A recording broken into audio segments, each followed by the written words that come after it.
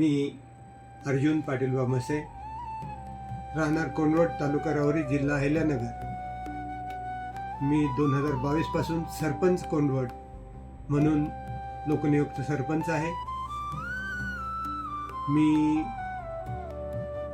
1986 पासून सहाय्यक वन संरक्षक या पदाच्या ट्रेनिंगसाठी कोइंबतूर येथे 1986 व 1987 मध्ये ट्रेनिंग घेऊन जानेवारी 88 मध्ये ठाणे वन विभागात सहाय्यक वन संरक्षक परीक्षा विधीन या पदावर जॉईन होऊन माझा कार्यकाल तिथून वनसेवेचा सुरू झाला आणि मला कोकणात भरपूर सेवा करण्याची, आदिवासींची सेवा करण्याची संधी मिळाली. हे मी माझं भाग्य समजतो. वन्यजीवाची सेवा तर खूपच करायची वेळ आली. तर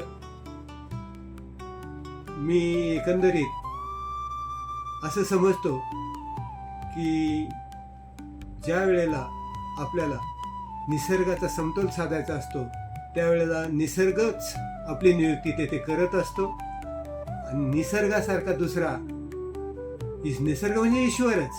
कोणी ईश्वर म्हणा, कोणी निसर्ग म्हणा, त्याला पर्यायच नाही.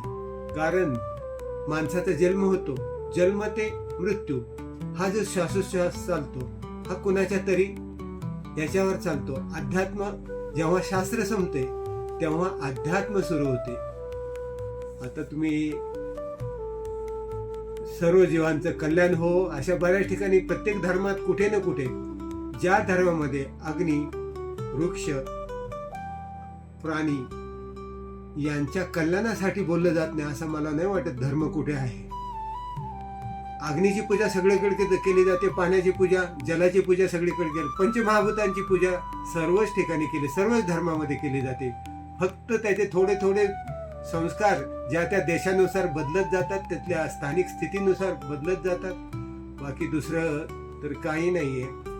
तर मी आज श्रीयुत आनंद चरे सरांनी विनंती केल्यानुसार आमची भेट झाली आणि कृषी संस्कारदायिनी फुले कृषी वाहिनी या community 90.8 FM community radio station येथे येऊन, फुले कृषी वाहिनी येथे येऊन त्यांनी स्थापन केलेला 2023चा कालावधी जरी थोडा असला पण त्यांची जी कार्य करण्याची शैली आहे, तर मी माझ्या नोटमध्ये लिहिलंय की थोड्याशा कालावधीमध्ये तुम्ही भरपूर काही साधलंय. माणसाने जगावं किती याच्यापेक्षा जगावं कसं हा संदेश तुम्ही समोर